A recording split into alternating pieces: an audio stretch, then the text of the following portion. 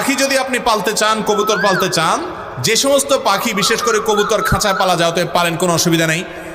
আর যে পাখিগুলো খাঁচায় পালা যায়, খাঁচায় পালার মতো সেগুলো পালেন, যেমন টিয়া পাখি ইত্যাদি।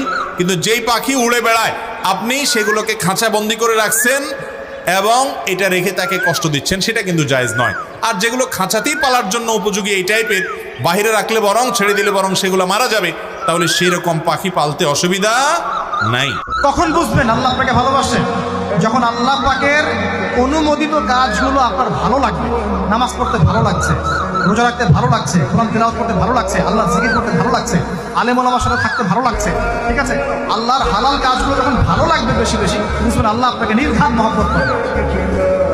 আর যখন আল্লাহ পাকের নিষেধগুলো, হারাম, মদ আমার ভালো লাগে না, জেনা ভালো লাগে না, আমার খারাপ জিনিস দেখতে ভালো লাগে না, খারাপ শুনতে ভালো লাগে না, বুঝবেন আল্লাহ আপনাকে ভালোবাসে।